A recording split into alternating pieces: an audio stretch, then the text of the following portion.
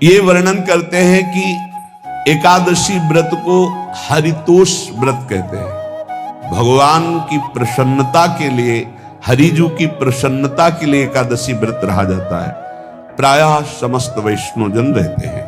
जो रसिक जन प्रियाजू के चरणों के अनन्य हैं, उनका एक ही व्रत है, श्यामा श्याम की 8 पहर उपासना करते हुए अपने मन वृत्ति को श्यामा श्याम में समर्पित करना। यहाँ ज्ञान ध्यान व्रत कर्म जीते सब काहो में नहीं मोहि प्रतीति, रसिक अनन्य निशान बजायो एक श्याम श्यामा पद प्रीत। पर जो एकादशी व्रत रहते हैं परम धन्य है, वो हरितोष व्रत है। अब एकादशी व्रत का नियम क्या है और कैसे एकादशी व्रत का फल मिलता है, कई बार चर्चा हुई। बहुत सुंदर तस्मा शास्त्रम प्रमाणम ते, शास्त्र प्रमाण के अनुसार श्री सनातन मुनि बोल रहे हैं, अथ ते नियमान वच्मि व्रते ह्रस्मिन् दिनत्रये, कास्यम मानुषम मसूरान्नम चणकान को द्रवास्तथा, शाकम मधुपरान्नम च पुनर्भोजन मैथुने, दशम्याम 10 वस्तूनि वर्जयेत वैष्णवः सदा। जिसे एकादशी रहनी हो और एकादशी का फल प्राप्त करना हो, उसको ये नियम पालन करना चाहिए। अथ ते नियमान वच्मि व्रते ह्रस्मिन् दिनत्रये, उसको 3 दिन, एक तो दशमी और एक द्वादशी और फिर बीच में एकादशी, उसको 3 दिन संयम में रहना होता है, तब बीच की एकादशी का उसे फल प्राप्त होता है। जिसे एकादशी व्रत रहना हो, उसका नियम है कि दशमी के दिन कांसे के पात्र का त्याग करें। वैष्णव सिद्धांत है कि कभी जिसमें मांस बना उस रसोई का भोजन न ग्रहण करें। मसूर की दाल, चना की दाल, कोदो और कोई भी शाक, शहद, दूसरों का अन्न, दोबारा भोजन और मैथुन, ये दशमी के दिन त्याग दे। एक बार दशमी के दिन भोजन करे 24 घंटे में, क्योंकि एकादशी रहना है। कांसे का पात्र, जिस रसोई में मांस बना उसके भोजन का त्याग, मसूर की दाल, चना, कोदो, शाक, मधु अर्थात शहद और दूसरे के द्वारा दिया हुआ भोजन और दोबारा भोजन और मैथुन क्रिया, इनका दशमी के दिन कभी भी प्रयोग ना करें। इन 10 वस्तुओं से वैष्णव दूर रहे दशमी के दिन। फिर एकादशी के व्रत में, ये पीछे तो हम वर्णन कर ही चुके हैं, कहीं नहीं आया या कुटू का कचौड़ी पकौड़ी और सिंघाड़ा का हलवा और ये दुनिया के खीर और सब। एकादशी के दिन किसी भी तरह की गेम आदि क्रीड़ा ना खेले। जैसे अब आज व्रत है तो बैठे हैं अपना मोबाइल में गेम खेल रहे हैं, ऐसा कोई भी क्रीड़ा नहीं। द्वैत क्रीड़ा, किसी भी तरह का गेम, ये सब खेल नहीं। द्वैत क्रीड़ाम च निद्राम च तांबूलम दंत धावनम, परापवादम पैशून्यम स्तेयम हिंसाम तथा रतिम, कोपम हृतवाक्यम च एकादश्याम विवर्जयेत। एकादशी के दिन उपासक को चाहिए कि वो किसी भी तरह की क्रीड़ा, मनोरंजन बिल्कुल नहीं। चनिद्राम, नींद नहीं लेनी उसको, न दिन में न रात में। एकादशी व्रत, और प्रायः पुराने महापुरुषों ने ऐसा किया है। रामदास जी डाकोर के रात में जाते थे, रणछोड़ भगवान के यहाँ कीर्तन करते थे जाकर। तभी तो भगवान उनके कीर्तन पर, उनकी भक्ति पर रीझ कर गाड़ी में बैठकर उनके साथ आए थे। पूरी रात जगकर कीर्तन करना, और दिन में तो सोना ही निषेध है। द्वैत क्रीड़ाम च निद्राम च तांबूलम, पान खाना निषेध है एकादशी को, बिल्कुल नहीं। जो व्रत रह रहे हैं। दंत धावनम, वृक्ष से तोड़कर जो दतून की जाती है एकादशी के दिन है। परापवादम, दूसरे की निंदा करना, चर्चा करना नहीं, अर्थात अधिकतर मौन व्रत धारण करे एकादशी के दिन। पैशून्यम, चुगली करना। स्तेयम, कोई चोरी करना। हिंसाम, वाणी से, शरीर से, मन से किसी को दुख पहुंचाना। रतिम, अर्थात भोग करना, मैथुन करना। कोपम, किसी के ऊपर गुस्सा करना। अनत वाक्यम, झूठ बोलना। एकादश्याम विवर्जयेत, एकादशी के दिन ये नहीं करना चाहिए। एकादशी को एक बार कुछ फलाहार शुद्ध, अगर आपके पास कोई व्यवस्था नहीं तो थोड़ा दूध है, जल है, ऐसे आप लेकर, या थोड़ा सा फल ले लिया, थोड़ा सा फल लेकर के प्राण पोषण, एक दिन में मर नहीं जाओगे। कितने तो निर्जला एकादशी रहते हैं, हर एकादशी निर्जला। पूज्य श्री मथुरा दास जी निर्जला ही रहते थे हर एकादशी। चलो भैया, आपकी सामर्थ्य नहीं तो जल 2-4 बार ले लो, एक बार थोड़ा सा दूध और फल ले लो, चल जाएगा काम, प्राणों का पोषण हो जाएगा।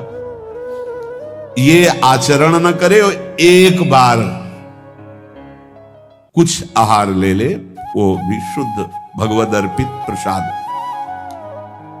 फिर द्वादशी को काश्यम, मांसम, सुराम, छौद्रम, तैलम, वितथ भाषणम, व्यायामम च प्रवासम च पुनर्भोजन मैथुने, अस्पृश्य स्पर्श मासूरे, द्वादश्याम द्वादश त्यजेत। कांस के पात्र में द्वादशी को भी भोजन न पावे। जिस रसोई में मांस बनाओ उसमें आहार न ले। किसी भी तरह का नशा द्वादशी को न करे। शहद न पाए, तेल के बने पदार्थ न पाए, मिथ्या भाषण न करे और बहुत शरीर का व्यायाम न करे, बहुत थकावट वाले कार्य न करे। दोबारा भोजन न करे, एक बार द्वादशी को भी भोजन पवित्र। मैथुन न करे, जिसका स्पर्श नहीं किया जाता ऐसे पदार्थों का स्पर्श न करे, और मसूर की दाल न खाए। द्वादशी को जो इन नियमों का पालन करता है, दशमी द्वादशी ऐसे और एकादशी ऐसे, तब उसे एकादशी व्रत का फल प्राप्त होता है। जो इस पद्धति से एकादशी, ये जो मनमानी है सब नहीं, हर पदार्थ मिल जाएगा आपको फलाहार में। हर पदार्थ हमको बताया गया कि आपको जो चाहो वो सब पदार्थ फलाहार का। अरे भाई, हरितोष व्रत है तो हरि प्रसन्नता के लिए एक दिन भूखे रहने बहुत आनंद आता है। पहले भगवत कृपा से ऐसी गंगा जल पी करके कुछ दिन, फिर कभी कभी निर्जला एकादशी का भी आनंद। बड़े संन्यास मार्ग में थे तो बड़े संयम से सब शास्त्रीय पद्धतियों का निर्वाह होता था। उपासक को चाहिए कि इन नियमों से व्रत का अनुष्ठान करे, मनमानी आचरण न करे। सबसे प्रार्थना जो एकादशी रहते हो, हरितोष व्रत इसे कहते हैं, भगवान की प्रसन्नता के लिए रहा जाता है, रहना चाहिए। जो अपनी आचार्य परंपरा में हैं, जैसे जिनका सिद्धांत है, पर रहने का सिद्धांत ये श्री सनत कुमार जी वर्णन, श्री सनक जी महाराज, ये सनत कुमार जी वर्णन की। सनक जी महाराज कह रहे हैं, यदि भगवान का आश्रय नहीं, सत्संग नहीं है, तो इन 4 में से एक हो तो नाश कर देता, फिर चारों हो तो सर्वनाश हो जाता है।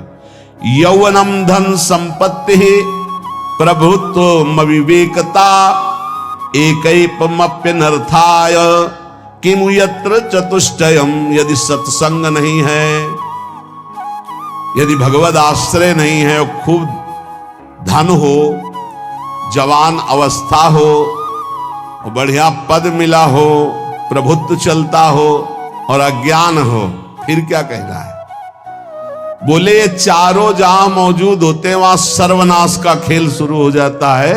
अगर इनमें से एक हो तो सर्वनाश करने में पर्याप्त है, और अगर चारों हो तो फिर क्या कहना है? यौवनम, जवान हो, धन संपत्ति, खूब रुपया पैसा हो, प्रभुत्व, कोई पद हो, कोई अधिकार हो बड़ा, फिर अविवेकता और अज्ञानी हो तो बोले एक नाश कर देगा, फिर चारों तो नाश ही कर देंगे। अगर सत्संगी है तो ये चारों महान कार्य कर देंगे।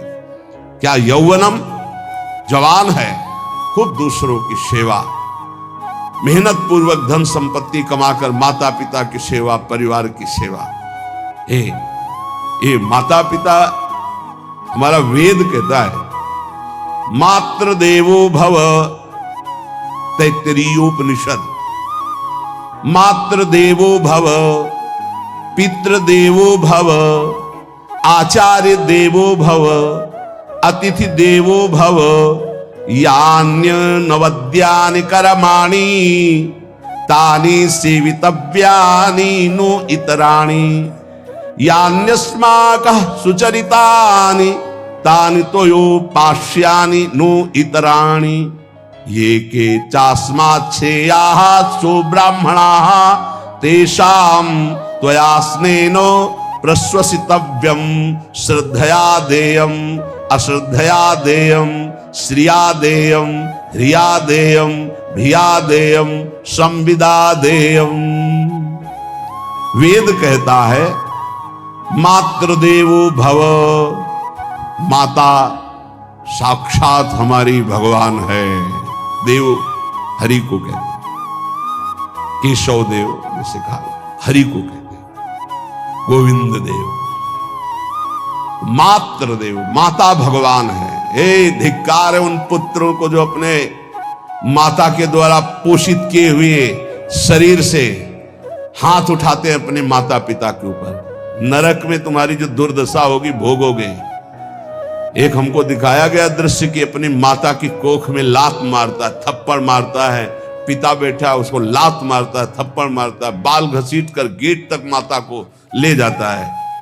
अब इनकी जो दुर्दशा होगी ये बोल नहीं पाएंगे, बता नहीं पाएंगे। ऐसी जगह मारा जाता है कि बस तलकते रहो, कुछ कह नहीं सकते, घोर नरकों की प्राप्ति होती।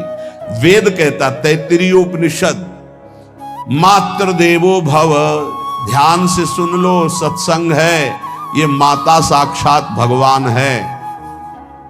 अगर तुमने मारा वाह भर करके इसके आंसू गिरे, जितने आंसुओं की बूंद से भूमि के कण भीनेंगे उतने कल्प तक नरक भोगोगे। ध्यान रखना, तुम्हारा कभी यश, कभी कीर्ति, कभी श्री, कभी हिरी, ये कभी तुम्हारे उदय नहीं हो सकती। तुम्हारा सर्वनाश हो जाएगा अगर मां पे हाथ उठाया। पितृदेवो भव, पिता साक्षात भगवान है। देखो भगवान अवतरित हुए तो प्रात काल उठी कै रघुनाथा, मातु पिता गुरु नावहि माथा। आचार्य देवो भव, माता साक्षात भगवान है, पिता साक्षात भगवान है, आचार्य गुरुदेव साक्षात भगवान है। जो अपनी माता को, अपने पिता को दुख देता है, अपने गुरुदेव की अवहेलना करता है, उसका कभी मंगल हो सकता है? वो कभी सुख प्राप्त कर सकता है? वेद कहता है जो निर्दोष कर्म करते हुए धन कमाकर, कैसा कर्म? निर्दोष कर्म करते हुए धन कमाता है और उस धन से अपने बूढ़े माता पिता और गुरुजनों की सेवा करते, जीवन धन्य है।